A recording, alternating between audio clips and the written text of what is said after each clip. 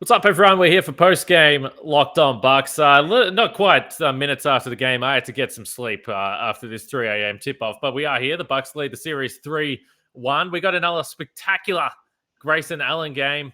Giannis was great again. The defense was solid. Jrue Holiday was knocking down shots all over the place. So if you're a Bucks fan, this was a enjoyable experience in this one. And now they go home with a chance to close out the series. So let's get into it.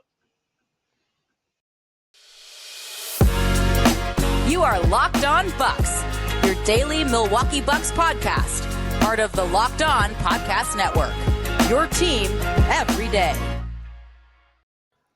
Welcome to Locked On Bucks. I'm your host, Kane Pittman. You can see and hear me on this show Monday to Friday, and also on the weekends during the playoffs post-game as well. We'll jump on and do a podcast. Joining me, the founder of brewhoop.com and longtime voice of the podcast, Frank Madden, for today's episode that is brought to you by Bet Online.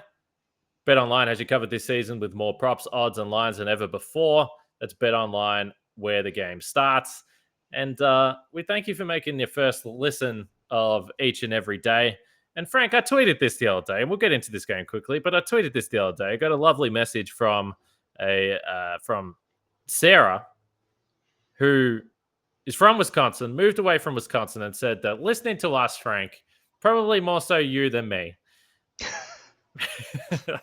made her miss home, and it helps with the homesickness. And I tweeted about it, and then there was a bunch of other people saying that they feel the same way.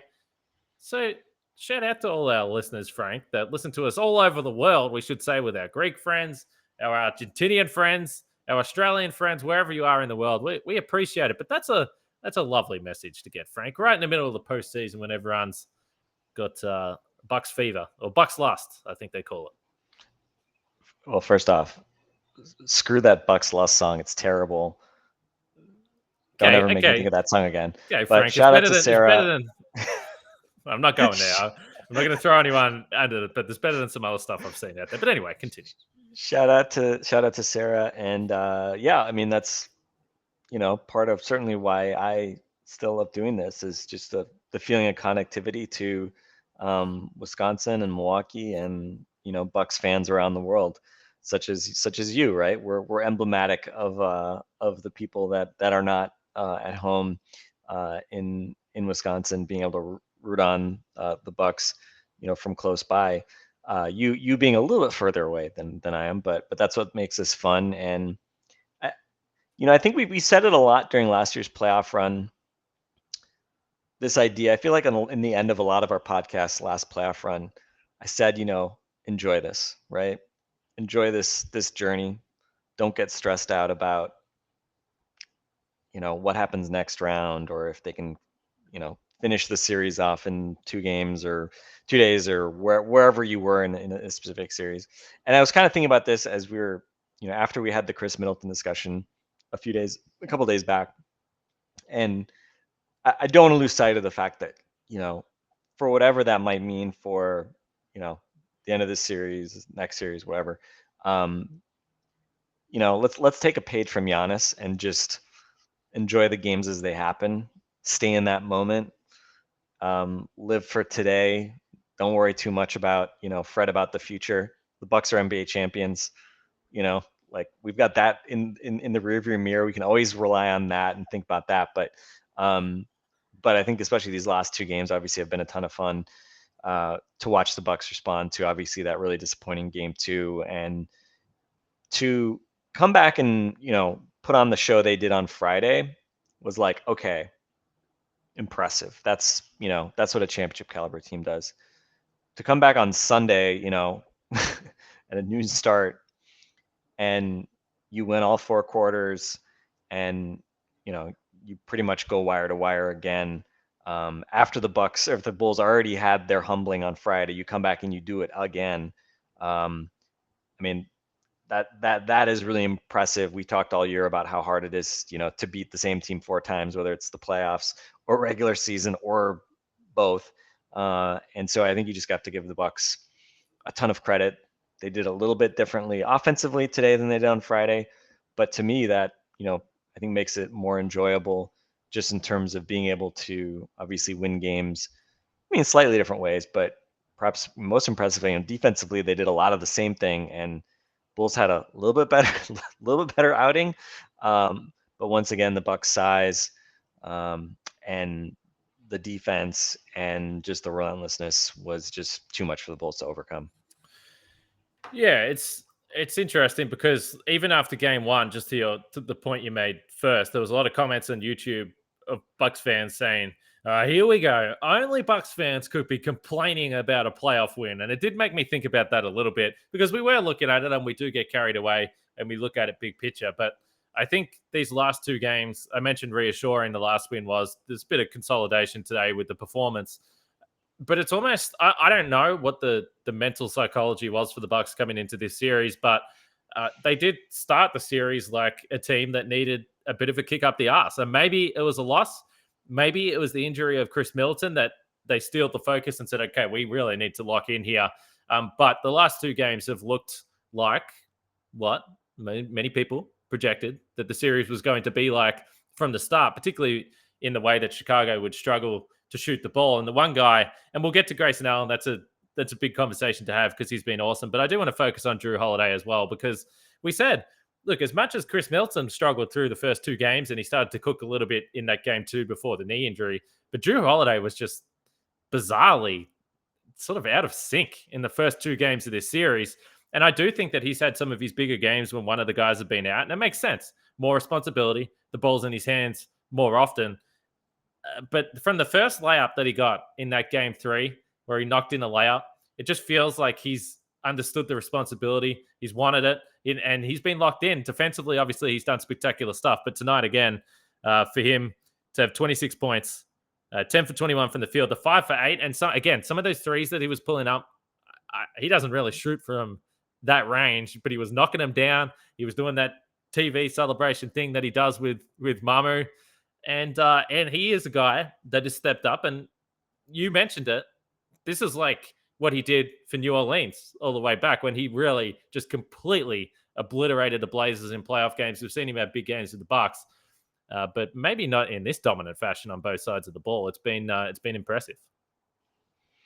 Yeah, I mean, I think last year during the playoffs, it wasn't that Jrue was afraid to shoot. He talked about on the JJ Reddit podcast this year that his teammates always really pushed him to be aggressive, stay aggressive, even when a shot's not falling. But there's a difference between looking for your shot, taking shots, and like believing in your shot. And today, I think Game 3 was better, but still didn't feel like his jump shot was working in the way that it did for so much of this regular season, and to be honest, last regular season as well. I mean, he started to hit those step back threes last year, and this year it seemed to become an even bigger theme.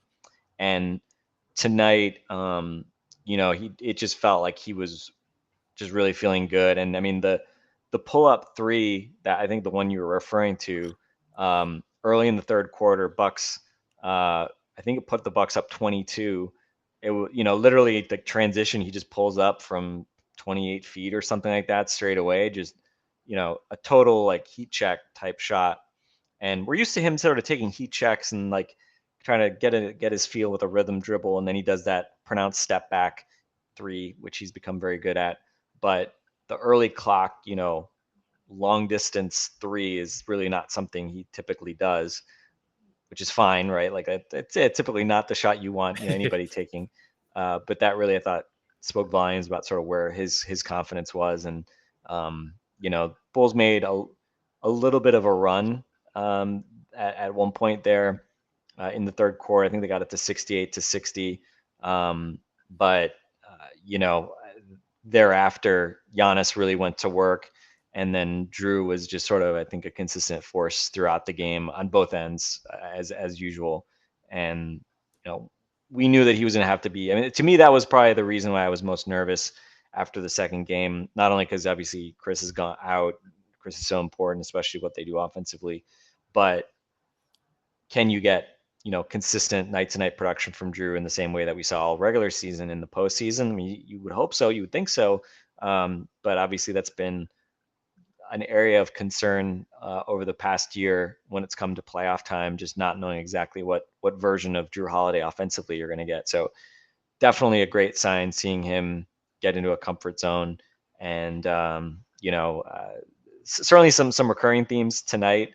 Grayson Allen was probably the biggest constant, from game 3 to game 4 offensively, just going from strength to strength. Who was expecting him to deliver a bigger night than his 22-point performance in game 3? I wasn't. He comes back with 27 tonight. Giannis, as we were saying, we expected Giannis would at some point in the series have to be more than just sort of a picking his spots, facilitating type of guy. And we saw tonight, especially in that third quarter, he really made the Bulls feel him. And he really went to work, especially when it got, again, not that it got really hairy, but it got single digits there for a bit. And Giannis made sure that didn't stay that way. And so, it's been a different recipe throughout the series. Brook Lopez has the really big first 2 games.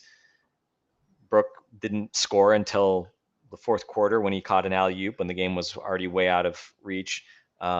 So I think certainly just a good sign for the Bucks that they're getting contributions from, pretty much everybody in that 1 through 8 rotation, not always by being big scorers. Everybody, I think, is doing what they're doing their part defensively, and then different guys pitching in and providing, some much needed offense to make sure that, Chris, for everything he does, he's a 20-point a night scorer, efficient scorer, playmaker, probably the guy that you think of as the most trusted sort of pick and roll operator. He's been out the last 2 games, and, very similar to what we saw, especially in game 5 against the Hawks. You lose Giannis, it's like, oh God, what are you going to do? And people just rose to the occasion in that game and also game 6. And again, I want Chris Middleton back as soon as possible, but I think a strong statement about this team and the guys you have. And, again, next man up, you can only stretch that so far. There isn't another Chris Middleton that you can just tag to say, hey, you're up now. But certainly, you're just trying to keep that seat warm for him. And Grayson Allen, Bobby Portis, all these guys doing everything you could have hoped for so far. Yeah, against the Bulls, you'd like to think that you can get away with it, and maybe they will. We'll see if they can close it out in game 5. But certainly next round, that's when it probably is going to become a little more real that they don't have that guy that can just get his own shot and has played in big games for the Bucks. But we'll see. But this game, you mentioned it early, and you have some concerns with Giannis. He spoke about it. He doesn't love early games. I certainly don't love early games. When you get older, you need sleep, Frank. You need more energy. So for me, our friends at Athletic Greens, and in particular the product AG1, is what is helping me through today, through a tough Monday, a tough start to the week for me. And people are wondering, what is AG1? Well, with one delicious scoop of AG1, you're absorbing 75 high-quality vitamins, minerals, whole food source, superfoods, probiotics, and adaptogens to help you start your day right. This special blend of ingredients supports your gut health, nervous system, immune system, your energy, recovery, focus, and aging. All the things you need to podcast at 2:30 in the afternoon after you made the ill-advised decision of watching Australian basketball into the F1, into sleeping for 90 minutes before tip-off for this playoff game, and then trying to go back to bed at 6 a.m. and sleep. AG1 is going to help you at least survive when you need to podcast later on in the day. It's cheap as well. That's a good thing. Only $3 a day, so it's cheaper than the coffee you're buying every single day, which is a nice one there. And it's contains less than 1 gram of sugar, no GMOs, no nasty chemicals or artificial anything. So keep that in mind. And to make it easy, Athletic Greens is going to give you a free 1-year supply of immune-supporting vitamin D and 5 free travel packs with your first purchase. All you have to do is visit athleticgreens.com/NBA network. Again, that's athleticgreens.com/NBA network to take ownership over your health and pick the ultimate daily nutritional insurance. So when you started talking about Grayson Allen, I was just immediately going to start booing even the thought of his name. And I just want to have a conversation about this from a broader perspective, because I just think it's really smart. I just think it's a really smart way for the Bucks to get around this. And we've spoken about it. Maybe there's no player more comfortable in the NBA with being a villain. He's been in this situation before. He's been booed everywhere. We've discussed it. But he didn't look great. In fact, he looked bad in the first 2 games at home. Now, he's gone into Chicago and ripped off 49 points across the 2 games. He's looking like prime first-round Bryn Forbes out there. He can't miss a shot. And the the way that they've discussed this, and even Giannis, like, I mean, I think Giannis has a sense of humor like me, probably pretty easy to make laugh. I'm very easy to make laugh. But when Giannis was talking about it, he was literally just like cracking up. Like he finds it highly amusing that the Bucks players are booing Grayson Allen on the floor, which I just think is so hilarious. Jrue Holiday's loving it. Grayson Allen said at the press conference that it makes it easier to deal with being booed because your own teammates are doing it and they're turning the whole thing into a joke.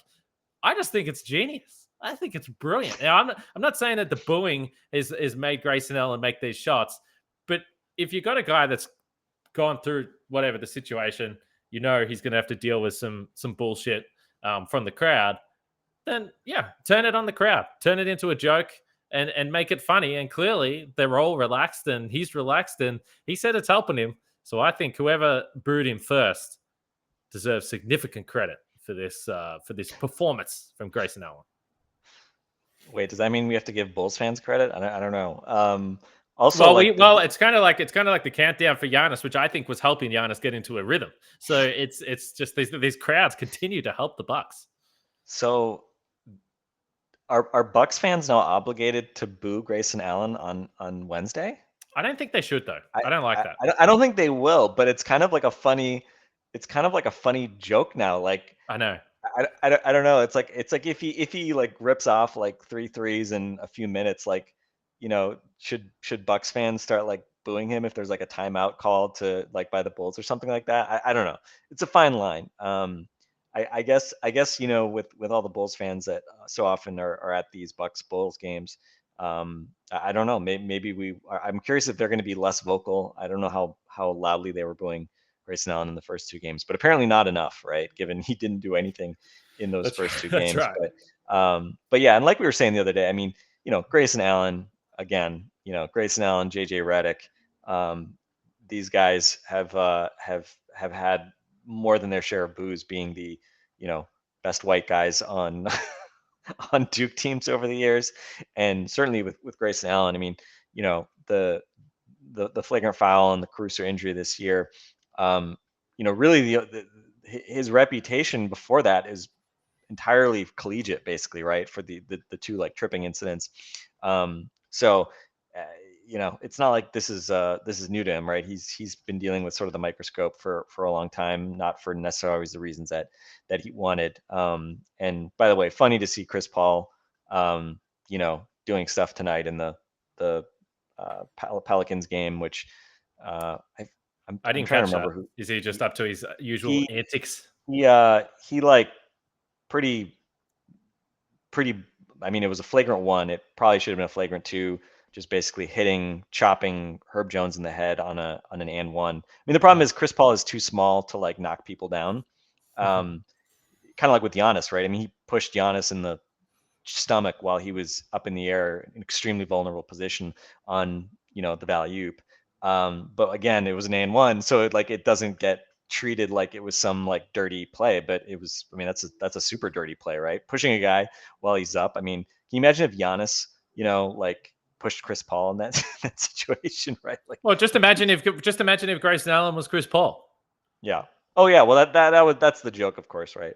I think it was Drew Behringer, Twitter friend of mine. I think Drew made the comment that, you know, Chris Paul is the person that that NBA Twitter thinks Grayson Allen is, or, you know, a more eloquent phrasing of that sentiment. So, because that's the thing too, is like Grayson Allen doesn't really have antics otherwise. Like he doesn't flop on defense.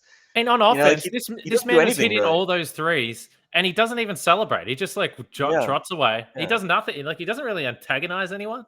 Yeah, that's the funny part, is he's never really been an antagonist, outside of, you know, these handful of moments. Most of them, all but one of them, really happening in college. So anyway, but yeah, I think great to see him respond in the way that he has these last couple games. And you know, it's basically a combination, right? We're used to seeing him being the shooter. We talked about him in the 3rd game of this season with season series, in the regular season, you know, showing that he could also be a slasher if the 3-point shot isn't there. And obviously these last 2 games has been like the best of both worlds, where he's been able to get to the rim, he's been able to get to the paint and look comfortable. And I think, you forget that, like, if he was on a bad team where he was, starting and had a chance to get more shots, I mean, I'm not saying he's not like I'm not saying he's going to be like a 20 point per game scorer, but like, could he score 15, 17 points a game? Like, sure. Right. I mean, yeah. He put up 11 in 27 minutes for, the world champs this year. And obviously in many of those lineups being like the third, fourth, sometimes fifth option practically. Right. So, it's just been a really important thing to see. And obviously at this point, you hope, he certainly has a much better rounded game than Bryn Forbes. So you certainly hope that this will be a more enduring indicator of what's to come in the playoffs, and that, unlike Bryn Forbes, who pretty much completely disappeared after the first round, that, I think Grayson certainly has a much better chance of continuing to contribute. But yeah, you can't say enough about what he's done. I mean, he's basically given you the Chris Middleton scoring at least. And I think especially, just some of the stuff, Giannis, I mean, there was a one play where Giannis had a nice little dribble handoff for him. I think it actually might have had a couple. Again, when the Bulls are trying to really shade towards Giannis, trying to really clog up that middle, he's obviously been just a guy that has really punished them with those threes the last couple of games. And it's been just really fun to watch. Well, speaking of, you spoke about the Bulls that are trying to clog up that middle, but one thing that won't clog up the middle is Built Bar, the best tasting protein bar that's ever been made. That is honestly, sometimes you got to reach for the segue into the ad read. That one I was taking a little bit too far, but I can guarantee you this is going to be nothing but great for your body. The Built Bar, it's healthy for you. Tastes better than most candy bars, but it's more healthy for you than the general candy bar that you might go. And you can go to built.com and scroll down and find all the dietary information. You'll be blown away with the high protein, low calories, high fiber, low carbs there. High fiber, see?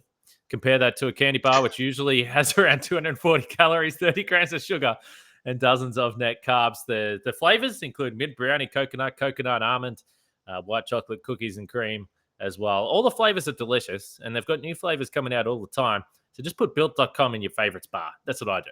So you can just check it once a week, just see what they got, see when the new flavors come out, and you'll be in the best possible position to take advantage of our offer, which is at built.com. You just use the promo code LOCKED15 and get 15% off your order. Use promo code LOCKED15 for 15% off at built.com.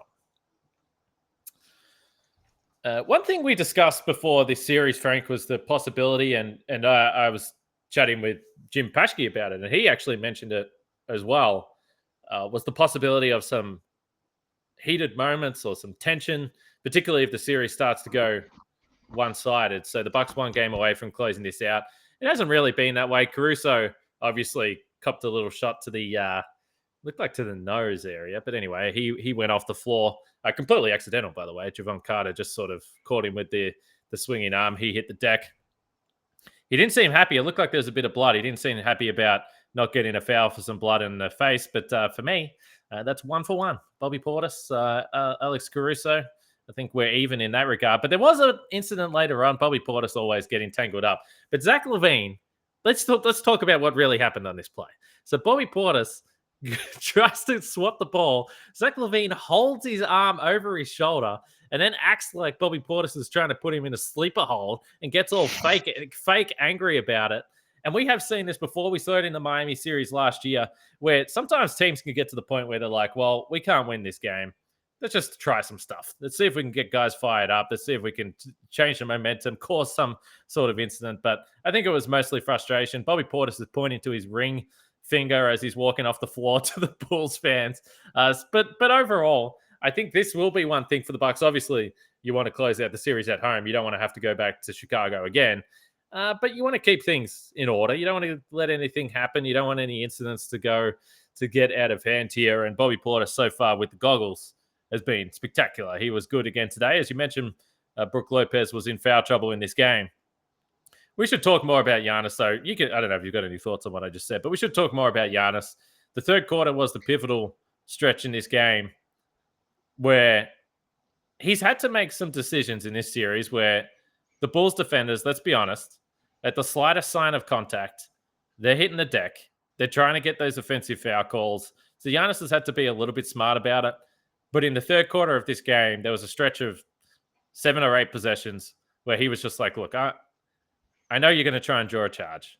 I'm going to step out of the way of you. You're going to foul me, and I'm going to walk to the free throw line. And I'm just going to completely take the air out of this building, which he did. Because those Bulls fans, imagine if you went to game 3 and 4 of this series. You're a Bulls fan. You've been waiting for playoff basketball at home for years, and that's what you dished up. Was there any moment of real hope over these 2 games? Not really. I think at the end of this game, the announcer, I can't remember who was announcing this game, but said they were in front for Dave one. Passion, Hubie Brown. Hubie Brown also, like, sorry, I'm putting Hubie Brown in the washed category. Like, I feel like Hubie I was a big Marv Albert fan back in the day. They had to put Marv out to pasture. I feel like Hubie at this point, yeah, not so sure about that one. But anyway, go ahead. Well, what Giannis was doing was getting into the painted area and causing maximum chaos, which we love. Nothing Hubie Brown loves more than getting to the painted area. But as you pointed to, he was patient for a lot of this game.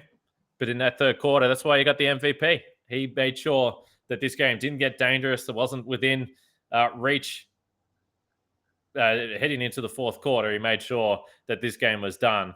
Bud did try and get the starters out of this game a little bit too early. That was that was short-lived, shall we say? But overall, I just think we should talk about Giannis a bit more than we have, just because, again, he just put up a massive line. Yeah, and I mean, I was trying to look. It's hard to see numbers on offensive fouls. I think feel like the vast majority of his fouls this round. Offensive, yeah. Did he have 3 offensive fouls? And they're not all charges. Like, he got called for one that was like something around like illegal screen or like, pushing off like before he got the ball. But he was always like one foul away today from being in foul trouble. So it didn't really affect, I don't think his play that much. But I think it was Ayo Dosunmu hit. Ayo Dosunmu, by the way, like Ayo Dosunmu and Pat Williams have been like these 2 guys who are, I think really useful, interesting young players for the Bulls. Pat Williams had the 0 for 9 game last game. Today he had 20 points, which I know he hit a couple threes, but I completely he only hit shots. Trust me, I was watching him hit shots and I was cursing you at home because you're the one who said this man can't shoot. So of course he was going to hit some shots. Yeah, 3 of 6 from 3, 7 of 13 overall. Again, he just looks really painful for him to shoot the basketball. Awkward. It is awkward, yeah. Tonight they went in and Ayo Dosunmu, who, it's interesting, he was a really efficient scorer this year, but he just doesn't take that many shots. And whenever the Bucks played the Bulls, he just doesn't seem, he's kind of like Caruso in that it just doesn't seem like he wants to, shoot. He's just not a dynamic shooter. Like, doesn't a guy who wants to like pull up off the dribble. He's not a guy that wants to be a quick trigger 3-point shooter as well. Like, it seems like he's really trying to be like, I don't know if it's just like part of it's like him being a rookie and he doesn't want to like take too many shots or something, but he's been, I think, part of like kind of the problem overall for the Bulls, and that like they just don't have guys that the Bucks are really like afraid of off ball, and that's why they can just put so much attention on DeRozan in particular, but LaVine as well, and basically dare everybody else to beat them. And of course, Pat Williams has a nice game today, and Dosunmu hits. He started the second half for Caruso, who didn't come back after catching that. I guess it was like a hand to the face. Which we'll see, right? I mean, I assume Caruso's going to play next game, but if he has like a concussion or something, I mean, who knows? But Dosunmu, 8 points on 3 out of 7 shooting in 29 minutes. And he did hit those 2 threes early in the not early, but kind of early midway through the third quarter. That got it to, I believe, 68-60. And so it was like, okay, like the game's getting a little bit closer here. What do the Bucks have for an answer? And that's really when Giannis kind of went to work and, just had a number of play. I mean, that step through, it feels like he has to take like 2 months worth of baseline jumpers before he can set up that fake the baseline turnaround and step through for the lay-in. And in this game, it was, he takes literally one step and he goes from 15 feet out to a layup for an and one. And then, he had that other. I thought the play that maybe was kind of the most momentum kind of killing for the Bulls.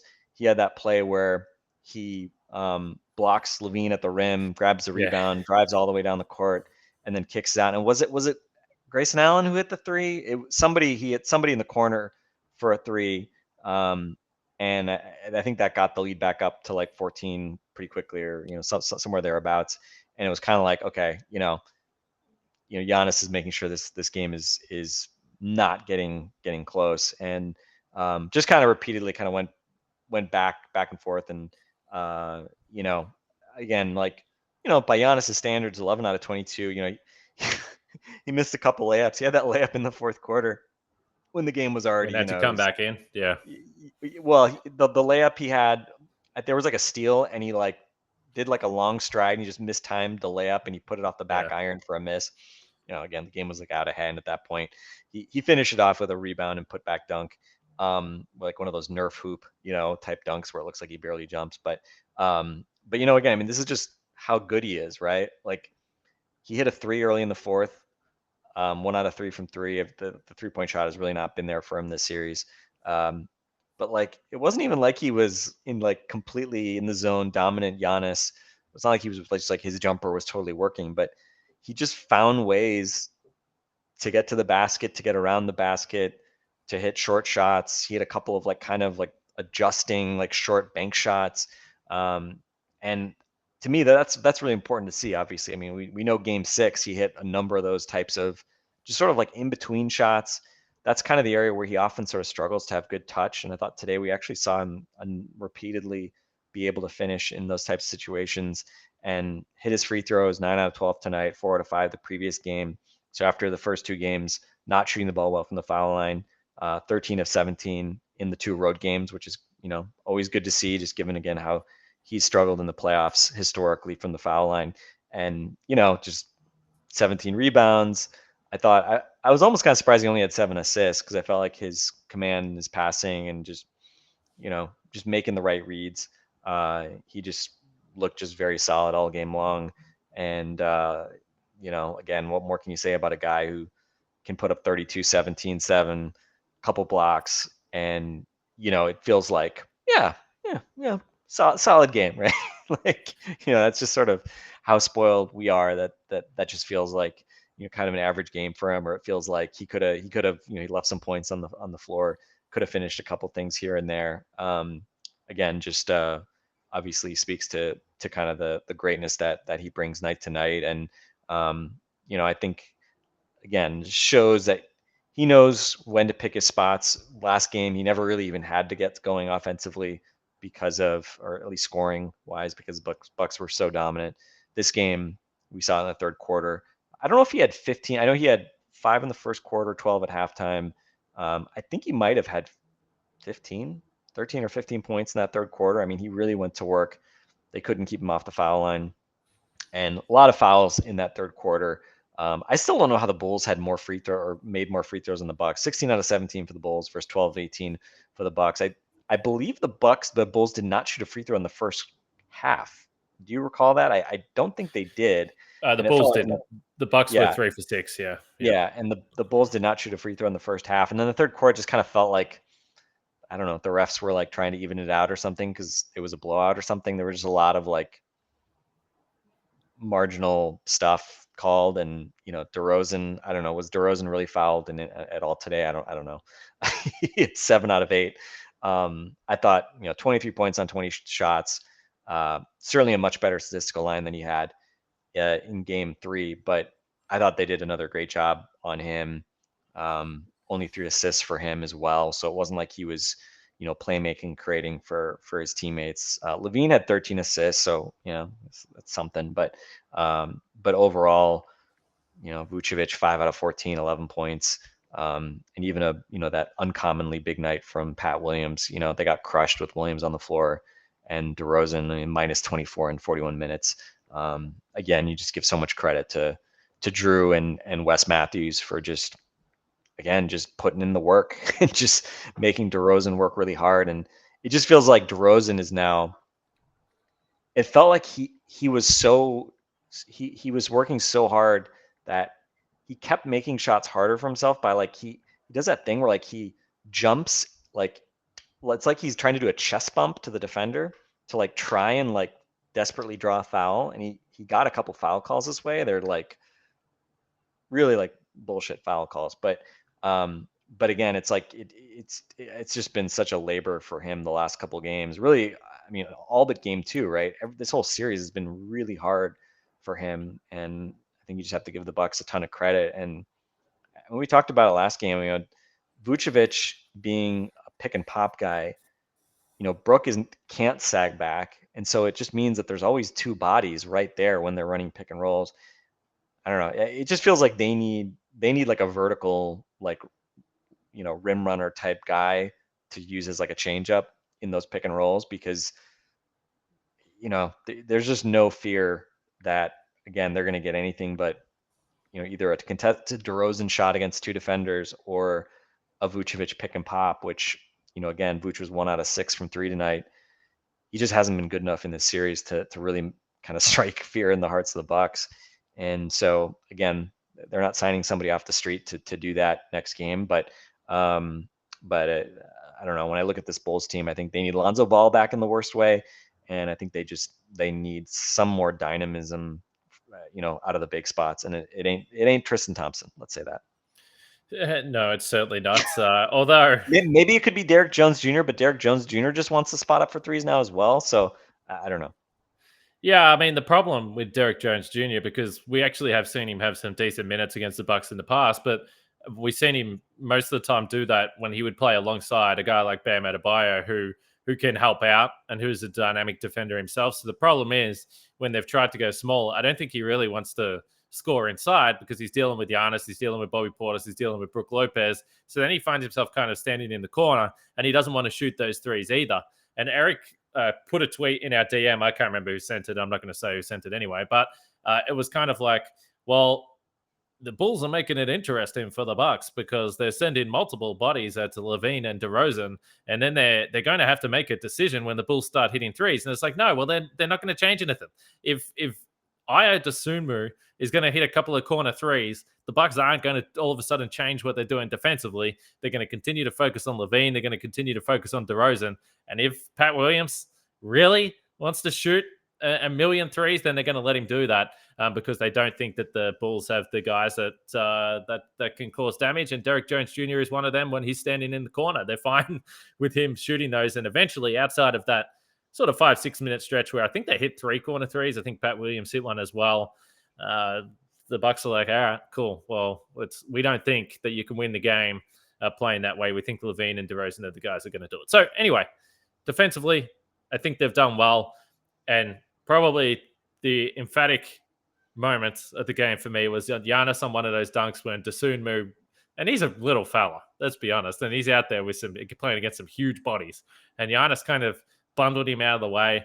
Dosunmu was under the rim, and Giannis spiked a dunk, and it went through the net and bounced off Dosunmu's head. And I was like, that is some demoralizing stuff right there when Giannis is just slamming the ball on his head through the basket. So we'll see.